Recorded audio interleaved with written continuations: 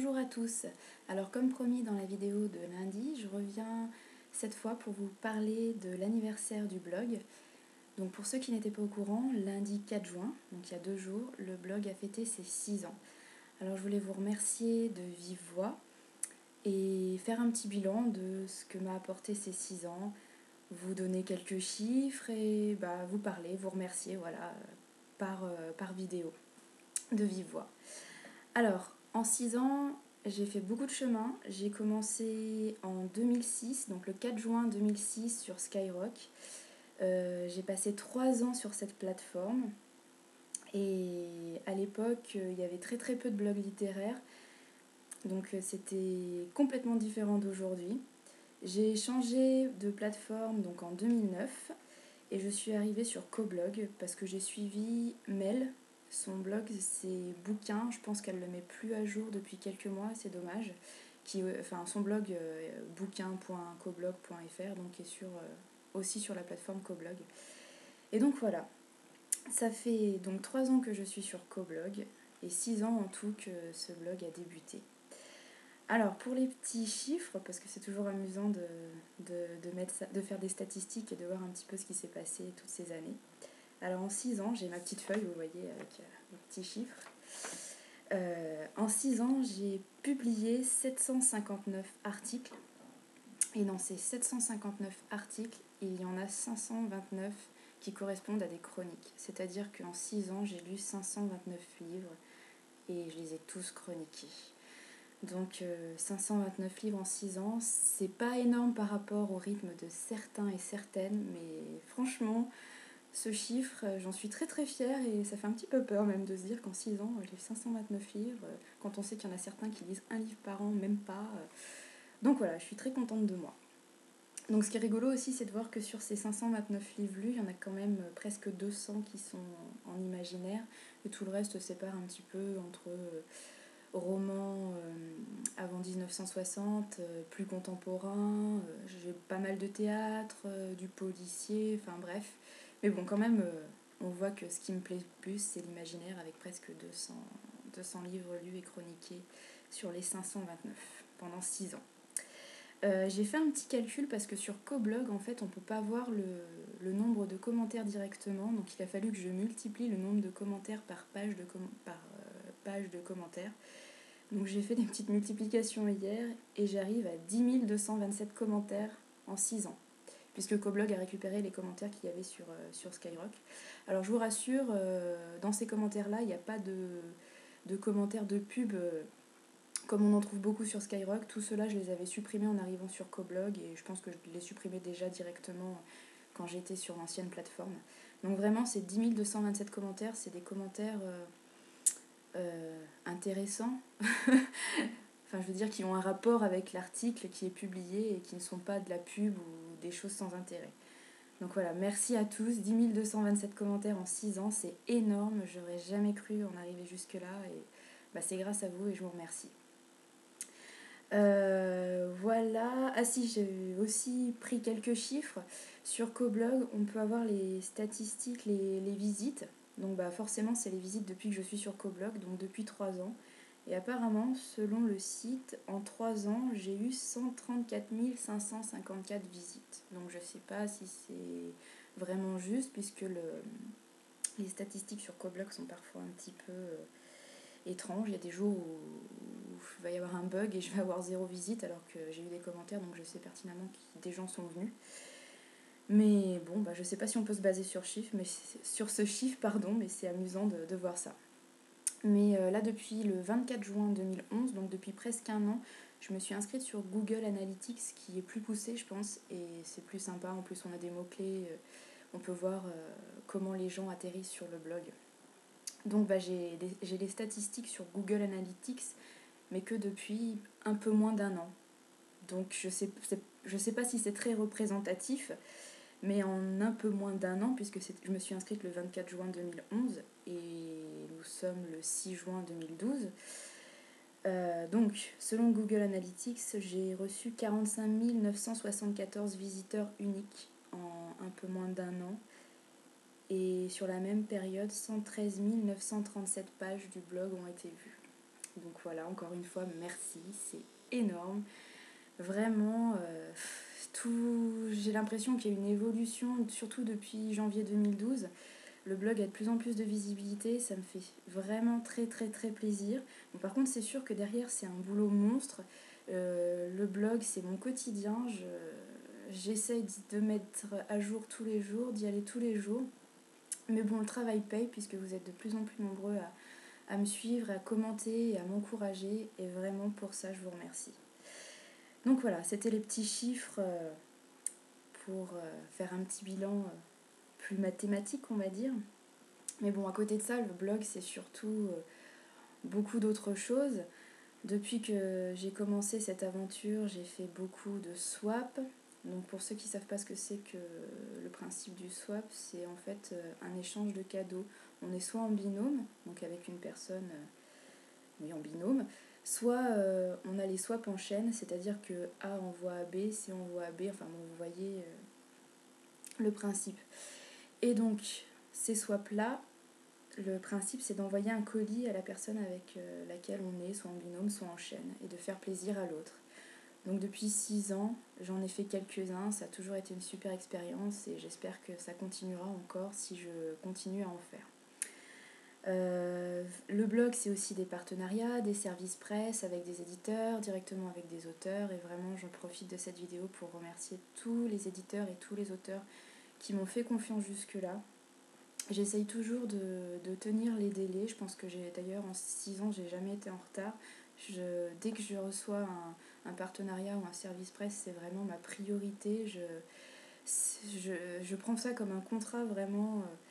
Et donc je fais ça le mieux possible. Donc voilà, j'espère que j'aurai encore l'occasion de découvrir des nouveautés et d'en faire parler sur mon blog, de faire un petit peu de publicité pour les auteurs, pour les éditeurs. Voilà, en 6 ans, 6 ans sur ce blog, ça a été aussi mon inscription sur le forum Livre Addict. Et grâce au forum, ça a vraiment été l'explosion de ma wishlist et de ma palle, parce que je pense qu'avant mon inscription en 2009, il me semble, donc il y a 3 ans, ou 2009, oui. Avant mon inscription, ma palle était encore raisonnable, je crois qu'elle était à moins de 100 livres. Mais alors depuis que je suis sur Livre Addict, 450, je crois que j'ai dépassé les 450 là, ça y est, c'est foutu, ma palle. Explosion, je pense que j'arriverai jamais à la faire baisser. Ou alors il faut que j'ermite, que je ne sorte plus de chez moi pendant au moins 4 ou 5 ans et que je lise tous les jours, tous les jours. Donc voilà. Qu'est-ce que je voulais vous dire d'autre ? Oui, le blog c'est aussi des challenges, pas mal de coups de cœur, des prises de tête avec certains autres blogueurs, même si on évite, mais bon, il y a toujours des choses qui nous agacent. Mais bon, on oublie vite et ce qu'on retient surtout de l'aventure du blog, c'est quand même de super rencontres et de belles amitiés. Je pense que certaines personnes se reconnaîtront dans ce terme amitié parce que vraiment grâce au blog et surtout depuis que je suis sur Coblog, j'ai rencontré des gens vraiment super et je les remercie de me suivre, de me soutenir tous les jours. Voilà, c'est vraiment le blog une super aventure. J'aurais jamais cru qu'en 6 ans je serais allée si loin, que j'aurais rencontré autant de monde. On dit toujours que le monde virtuel c'est pas la réalité. Et en fait, je pense que les amitiés que j'ai formées sur Internet grâce à mon blog sont presque plus fortes que les amitiés que j'ai formées dans la vraie vie. Donc voilà, merci aux filles, elles se reconnaîtront, je pense. Alors, je suis déjà à presque 9 minutes, je vais me dépêcher parce que dans cette vidéo, je voulais vous présenter un petit peu une dizaine, enfin 10 livres ou 10 sagas qui en 6 ans m'ont marqué. Alors soit ça a été des coups de cœur, soit ça a été vraiment la découverte d'un genre. Et donc je voulais vous présenter très rapidement ces 10 titres ou ces 10 sagas. Si je vous les présente aussi, c'est parce que j'ai envie de permettre à quelqu'un, pour le concours, de choisir 2 de ces livres dans cette liste prédéfinie et de les lui offrir. Donc voilà, je vous présente ça très rapidement. Je ne peux pas vous résumer à chaque fois les histoires. Je pense que de toute façon, la plupart des titres sont assez connus. Mais je vous en parle, voilà. J'ai envie de faire ça. Donc je suis désolée si la vidéo est très longue. Mais c'est bon, je me lance. Alors, premier livre ou premier auteur que j'ai envie de faire découvrir à quelqu'un, bon sans surprise, hein, c'est Barjavel, normal, je pense que j'en parle assez, donc je vais aller très vite. Alors, L'Enchanteur de Barjavel, ça a pendant été très longtemps mon livre préféré de l'auteur. C'est une réécriture de la légende arthurienne, mais de façon assez poétique, très sensuelle, romancée. On s'attarde surtout sur Merlin et sa relation avec Viviane, d'où le titre L'Enchanteur, mais aussi sur les histoires des autres chevaliers de la table ronde. Et donc voilà, pendant très longtemps, L'Enchanteur, ça a été mon favori de l'auteur. Mais il a été détrôné il n'y a pas très longtemps. Bon, je vous le montre, il est assez moche, mais j'ai pas la jaquette en fait. Je l'ai jamais eu, je l'avais acheté d'occasion ou on me l'avait offert, je sais plus. C'est Les Dames à la licorne. Donc Barjavel s'est associé à une Irlandaise pour faire ça, parce que l'histoire se passe en Irlande au 19e siècle. On suit le destin de 5 sœurs. L'héroïne c'est Griselda, c'est celle qu'on voit le plus. Et je vous en dis pas plus, mais vraiment, maintenant, Les Dames à la licorne, je crois que c'est le livre que je préfère de Barjavel. C'est hyper poétique. On découvre l'Irlande de façon très mystique, bon, peut-être pas mystique, mais oui, c'est très beau, c'est beaucoup de descriptions magiques. Voilà, l'héroïne Griselda, je l'adore. Et donc voilà, Les Dames à la licorne, super, de Barjavel. J'aurais pu vous conseiller La Nuit des Temps, Ravage, Les Chemins de Katmandou, Le Grand Secret, Tarandole, tous les livres de Barjavel que j'ai lus, mais je me suis contentée de ces deux-là, qui ont eu une importance dans ma vie et qui ont encore une place dans mon cœur. Donc voilà, les deux titres de Barjavel que je conseille le plus. Ensuite, deuxième auteur que j'adore, et c'est pas une surprise non plus pour ceux qui me suivent un petit peu, bon, c'est Jane Austen. Alors vous avez Orgueil et Préjugés, c'est le premier que j'ai lu d'elle et je pense que ça reste mon préféré parce que j'adore la relation entre Lizzie, l'héroïne, et Monsieur Darcy. Monsieur Darcy, on en rêve toutes. Et donc voilà, je le conseille pour ceux qui ne connaissent pas l'histoire, ça se passe en Angleterre, à la fin du XVIIIe siècle, au tout début du XIXe siècle, dans la société, la Régence anglaise.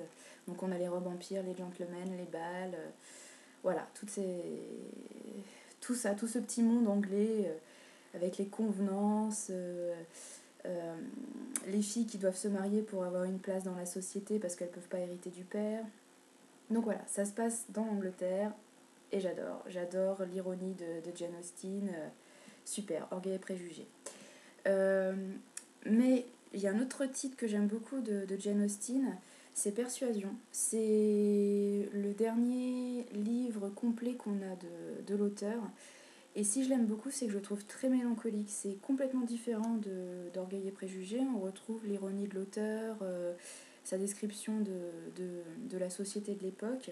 Mais Anne, l'héroïne, est vraiment très mélancolique pendant tout le texte. C'est assez triste quand même, mais bon, c'est du Jane Austen, donc ça finit bien, vous inquiétez pas. Et vraiment, c'est une héroïne que je trouve très, très attachante et elle m'a beaucoup plu. Donc la couverture est pas hyper jolie, c'est un tableau pré-raphaélite, mais la première période des pré-raphaélites, et j'avoue que ça fait pas forcément envie. Mais l'histoire à l'intérieur est super. Donc voilà, les deux de Jane Austen que je pourrais conseiller, mais c'est pareil, j'aurais pu vous parler d'Emma, de Raison et Sentiment, de Lady Suzanne. Mais voilà, je me suis limitée à deux parce que sinon on n'en finit plus. Alors ensuite, cette fois c'est une saga qui a bercé mon adolescence. Hyper connue, mais bon, je pense qu'on est tous passés par là. Harry Potter, qui a vraiment bercé mon adolescence, mais pas tellement finalement, parce que j'étais jeune quand j'ai découvert les 4 premiers tomes à leur sortie, mais après j'ai attendu très longtemps pour continuer, et c'est vraiment 1 ou 2 ans après la sortie du 7e tome que je me suis remis dans la saga et que j'ai vraiment adoré cette fois, parce que quand j'avais 11-12 ans, oui je pense que j'avais 11 ans quand j'ai lu le premier tome, puisque j'attendais ma lettre aussi pour aller à Poudlard, qui n'est jamais arrivée malheureusement. Et oui, à cette époque-là, j'aimais bien Harry Potter, mais c'était pas un gros coup de cœur. Et c'est vraiment plus tard, quand j'ai repris la saga du début, et que je l'ai lu presque d'une traite, que vraiment je suis tombée dedans. Je suis tombée aussi dans le monde des fanfictions sur internet. Alors là, c'est la bonne façon de faire des nuits blanches, si vous voulez. Donc voilà, si vous tombez sur des fanfictions, faites attention de ne pas avoir à vous lever le lendemain parce que c'est très très dur sinon. Alors Harry Potter, bon, je vous montre le premier tome. Je vous le montre aussi en anglais, mais je peux vous conseiller presque tous les tomes. Enfin, tous ont un petit quelque chose, il y en a des meilleurs que d'autres, mais pour cette vidéo, je vous parle de la saga en général, mais je vous montre juste le premier tome. Donc voilà, Harry Potter qui m'a accompagnée pendant pas mal de nuits et qui continue un petit peu à me faire rêver, puisque je suis la première à regarder les films, les adaptations, même si je sais qu'elles sont pas fidèles, même si je sais qu'il y a énormément d'erreurs et que beaucoup de fans ne les aiment pas. Et ben moi je les adore, ça me fait rêver, ça me fait rire, ça me fait pleurer. J'adore les films, je les regarde, je m'en lasse pas. Donc voilà, Harry Potter, super univers, je pense que c'est la saga qui aura marqué toute une génération. Alors ensuite, on change de... Enfin, on reste toujours dans l'imaginaire, mais on change un petit peu de registre. Il y a une autre saga qui m'a beaucoup marquée dans ma vie de lectrice, c'est la trilogie des elfes. Donc moi j'ai les 3 tomes en séparé, mais la trilogie existe en intégrale. Voilà, je trouve le mot. Donc voilà le 2e tome et le 3e. Donc la trilogie des elfes de Jean-Louis Fedgen. Alors si je vous la présente, c'est qu'en fait c'est la première saga de fantasy française que j'ai lue et qui m'a donné envie de continuer dans la fantasy, qu'elle soit française ou étrangère. Je pense que c'est vraiment la première saga qui m'a marquée. Je sais pas, j'avais 16 ans peut-être quand j'ai commencé. Et voilà, je sais qu'elle est très décriée parce que y en a beaucoup qui trouvent trop de similitudes avec le Seigneur des Anneaux, parce que c'est une petite communauté avec des représentants de plusieurs races qui partent un petit peu mener l'enquête et chercher oui, ils partent pour tuer un méchant et chercher un objet. Donc on reconnaît un petit peu le Seigneur des Anneaux avec les elfes, les nains, toutes ces créatures-là. Mais ce que j'aime beaucoup dans cette saga, c'est que Jean-Louis Fedgen introduit à cet univers de mythologie scandinave tout ce qui est aussi tout ce qui fait partie de la légende arthurienne. Et j'ai trouvé que relier les deux, je crois que c'est la première fois que je vois ça et ça m'avait plu quand je l'ai lu. Et voilà, c'est une saga qui m'a marquée. Je pense qu'il faudrait que je la relise maintenant avec quelques années de plus. Mais vraiment, je la conseille si ça vous tente. Donc voilà, c'est pour ça qu'elle est dans les 10 titres que je vous conseille, parce que c'est vraiment elle qui m'a ouvert à la fantasy française notamment. Alors on reste dans l'imaginaire et dans la légende arthurienne, parce que la légende arthurienne pendant très longtemps ça a été un petit peu mon dada. Et j'essayais de lire tout ce que je trouvais sur le sujet, que ce soit des textes classiques, Chrétien de Troyes, les textes anglais du XIIe, et les réécritures modernes. Et donc j'ai lu des trucs super bien dans les réécritures modernes, notamment la trilogie des descendants de Merlin d'Irene Radford, qui n'est pas du tout connue. Je ne l'ai pas mise dans le top 10 en fait, parce que je suis incapable de vous en parler, mais sur le coup ça m'avait époustouflée. Surtout le premier et le 2e tome. Le 3e un petit peu moins, mais le premier et le 2e tome c'est super, super, super. C'était édité chez Point Fantasy quand la collection existait encore. C'était une des premières sagas que les éditions Point en poche avaient édité. Donc c'est pas celle-là que je vous présente, mais si vous avez l'occasion, franchement, allez-y. Je sais pas si elle est toujours...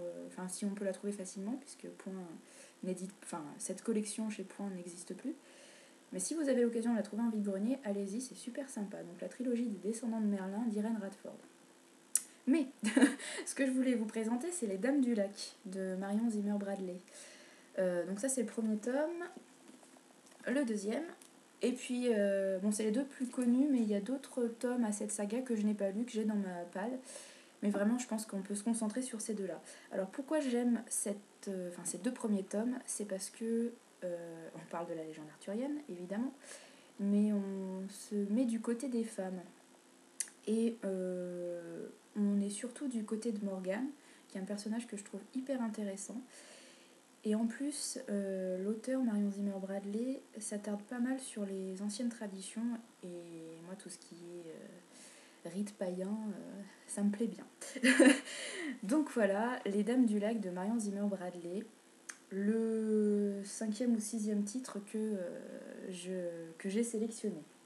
Ensuite, alors là c'est pas un coup de cœur, mais je l'ai quand même mis parce que c'est grâce à cette saga que j'ai découvert la Beatlit il y a 2 ou 3 ans. Donc, la communauté du Sud, ça c'est le premier tome, et ça c'est le 11e. Donc voilà, j'ai pas lu encore celui-là, je me suis arrêtée au 10. Donc oui, c'est pas un coup de cœur, mais vraiment, je pouvais pas passer à côté de ce titre dans ma liste des 10 livres ou sagas qui ont marqué ma vie de lectrice, parce que c'est grâce à cette saga que j'ai découvert la Beatlit. Alors je suis pas une très grosse lectrice de Beatlit, je suis pas une très grande fan, mais quand même j'en ai lu pas mal, et comme c'est un genre qui fait fureur en ce moment, enfin un petit peu moins ces derniers temps, mais bon, qui est toujours quand même bien représenté dans les librairies avec Milady, et puis j'ai lu qui a aussi ses petites collections. Donc voilà, la communauté du Sud, en plus les couvertures sont assez sympas, elles reprennent le visuel de la série télé qui avait été faite. Alors là par contre c'est un super coup de cœur que je vous présente et que je mets dans ma liste. J'ai mis très longtemps à me mettre à la SF parce que j'avais peur que ce soit un genre un petit peu trop masculin avec des extraterrestres. Alors ne me demandez pas pourquoi, pour moi SF c'était extraterrestre. C'est comme ça s'explique pas. Et donc j'avais peur qu'il y ait trop de termes scientifiques, que ce soit vraiment quelque chose de dur, pas ce côté émotif, psychologique que les filles aiment souvent plus que les garçons. Et donc voilà, j'avais peur de me lancer dans la SF. Et en fait, je me suis lancée. Donc j'ai lu les grands classiques, 1984, Le meilleur des mondes, La guerre des mondes. Voilà. Mais s'il y a un titre que je dois retenir dans tout ça, c'est Des fleurs pour Algernon de Daniel Keyes. C'est vraiment super lecture. Je crois que c'est un des seuls livres qui m'a fait pleurer. Alors autant je pleure énormément quand je regarde des films ou quand j'écoute de la musique, mais quand je lis un bouquin, je pleure assez rarement. Je ris à gorge déployée quand c'est drôle, mais je pleure rarement. Et celui-là, le héros m'a touchée et j'ai pleuré comme une madeleine à la fin.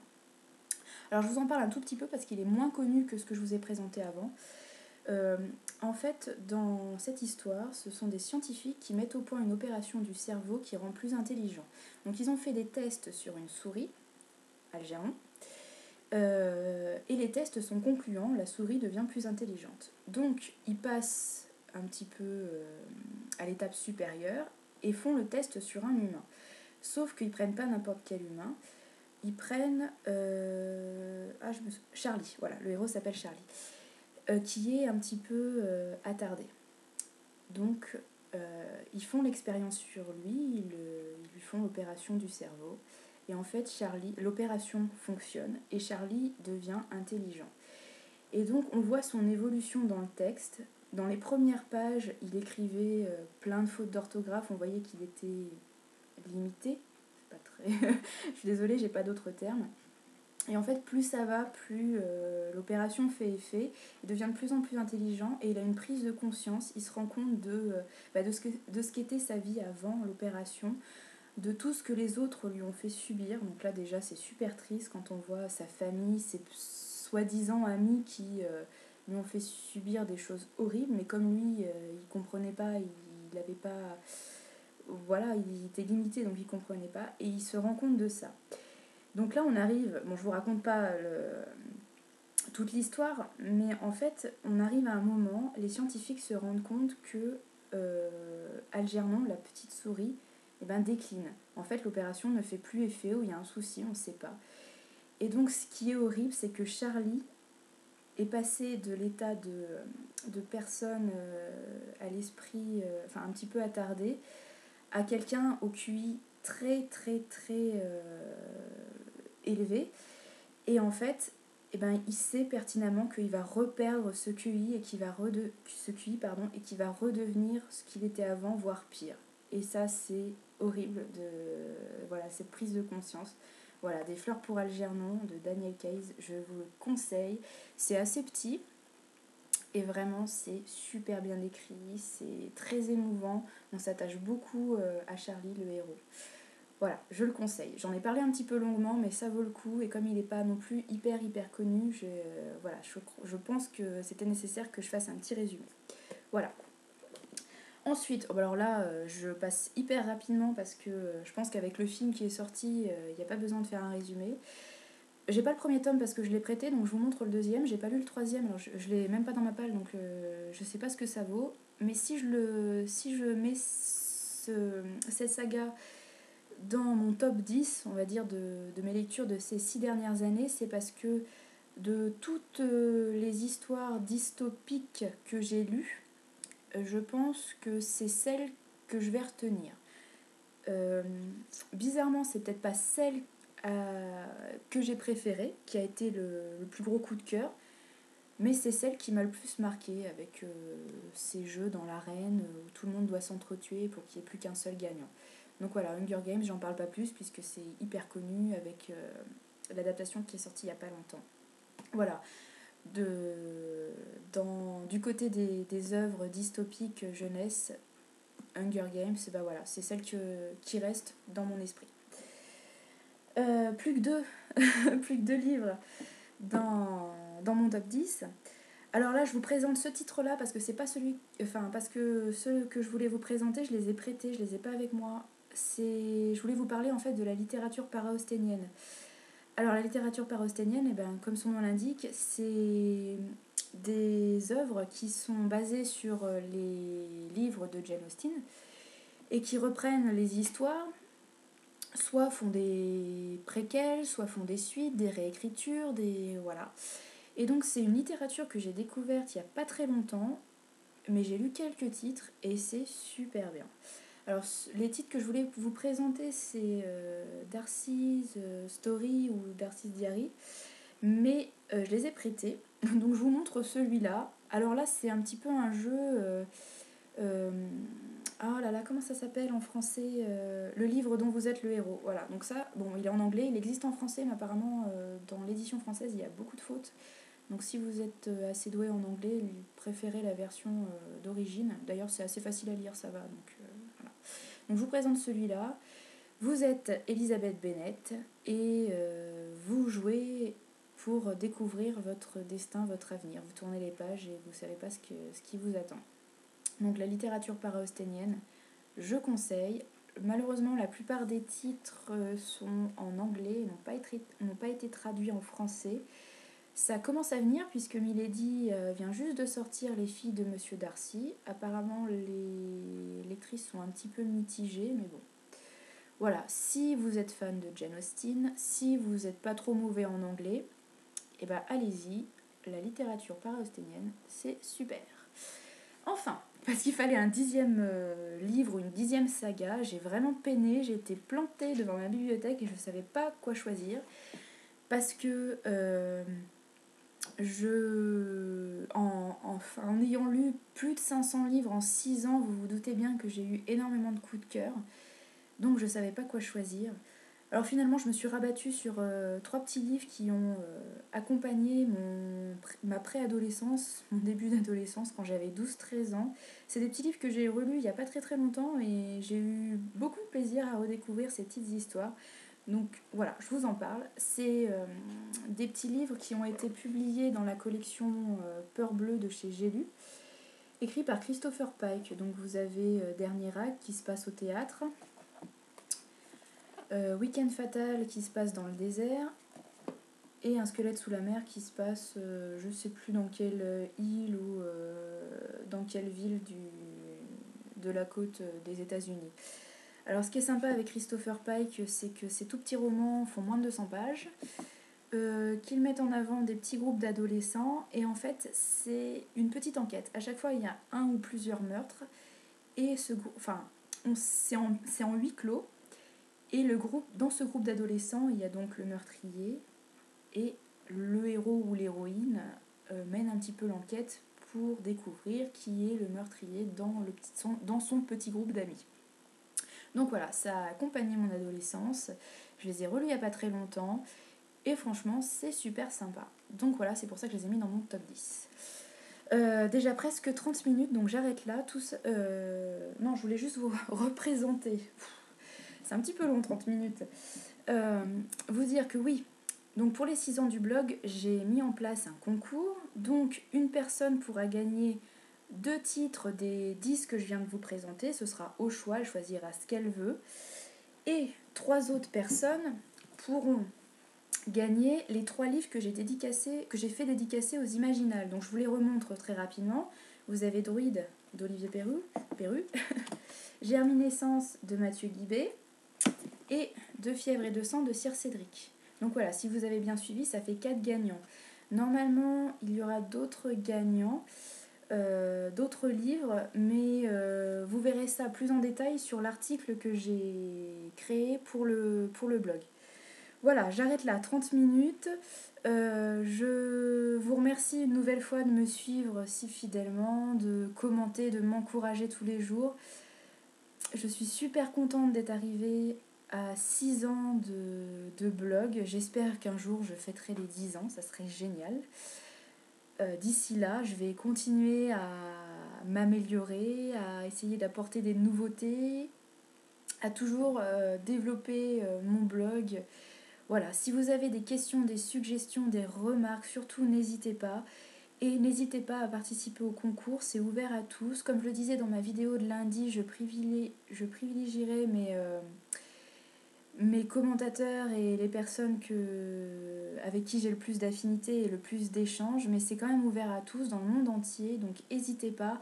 Allez voir l'article qui explique tout plus clairement qu'ici et qui récapitule bien tout ce qu'il y a à gagner et ce qu'il faut faire. Il y a une petite question pour participer, mais vous verrez, c'est vraiment très facile. Si vous regardez le début de cette vidéo, c'est bon, vous aurez la réponse.